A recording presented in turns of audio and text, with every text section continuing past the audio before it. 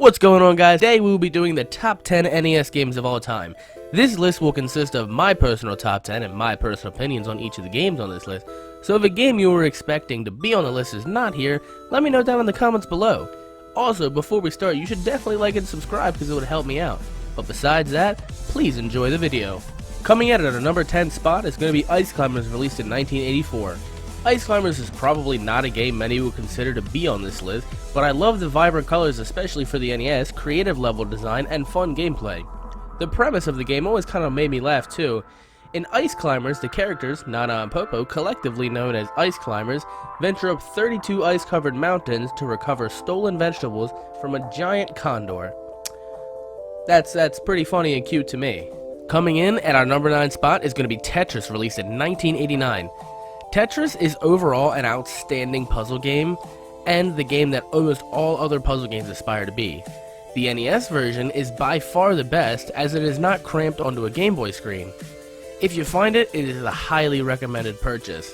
It is also not as boring as people may think.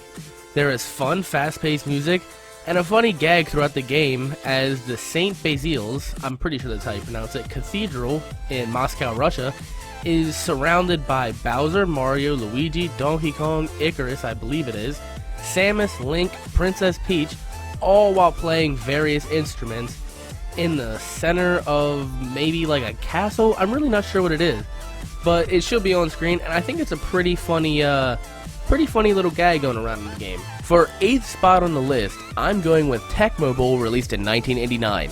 Tecmo Bowl is a must-play for anyone. Regarded as one of the best sports games of all time, and it's not hard to see why. Tecmo Bowl is a ton of fun, and one of the first games to allow up to 4 players at once.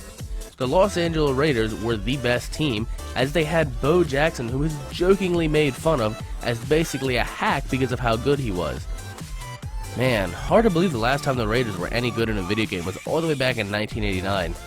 That's a little jab at my Raiders fans out there. Don't hate me. For our number 7 spot, we're gonna have Batman the video game, released in 1989. One of the greatest superhero games of all times, Batman the video game has it all. Non-stop action, high difficulty, excellent music, stellar graphics, especially for the NES era, and a very, very fast pace. The story, although small, is in keeping with the adapted film released the same year. It is upheld through the game by short cinematic scenes between stages. On to the next game. Coming in for our number 6 spot is going to be Metroid, released in 1986. This game kicked your butt. Metroid, released on the NES, was the first installment in the series, and did not hold your hand through it like some of the other games later on in the franchise.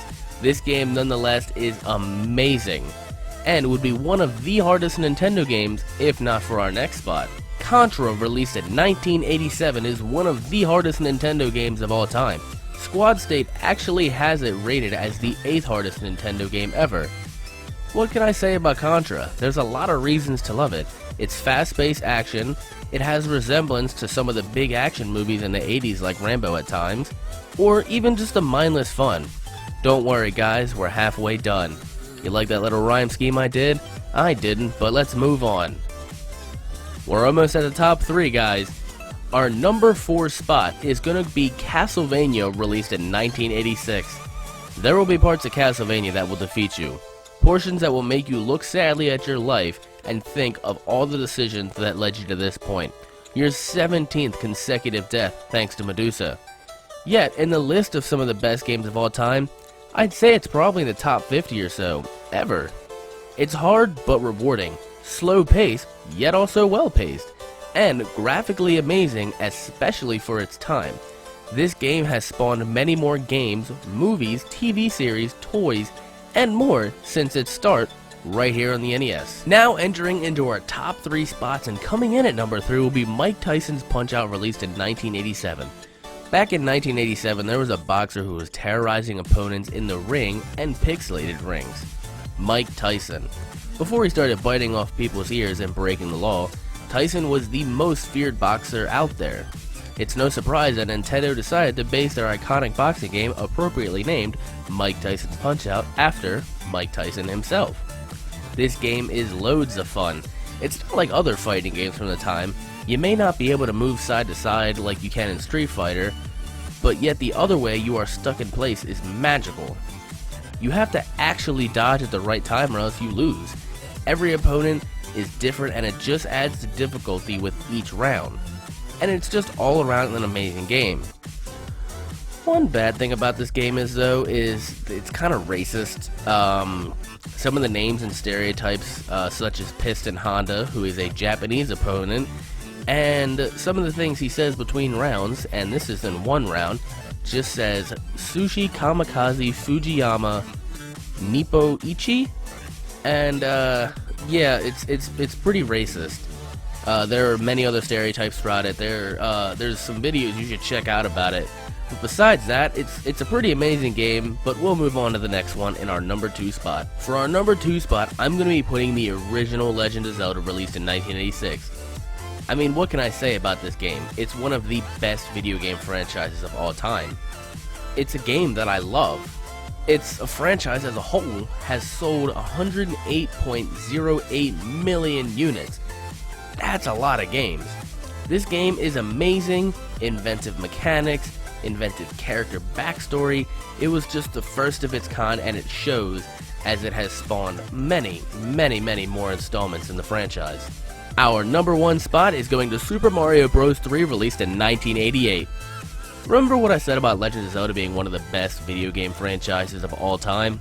Well, the honor of number 1 actually goes to Mario, selling a staggering 639.04 million units, and the Super Mario series alone racking up 344.38 million of those. This game is fantastic, and I would personally put it as one of my top video games of all time. This game has the first appearance of the Tanuki suit, Bowser's children, and many other features that have become mainline features through the franchise today. The adventure going on during this game was something for the ages, especially the NES era. The gameplay of Super Mario Bros. 3 is built upon Shigeru Miyamoto's original side-scrolling and platforming design, but has been expanded in every single way. The level design is more open than ever, with no restrictions on exploration. Map screens are presented to give players a choice of where to go next, including interactive locations such as Toad's Item House and card matching minigames. There's even a menu with reserved items that players can go to save big bonuses so they can use them later. All around, this is a top-notch game, and new or old gamer, this is a must-play. Alright guys, I really hope you enjoyed that video. Let me know if you agree with this list or not. If I missed any games, let me know down in the comments and maybe we can do a part 2.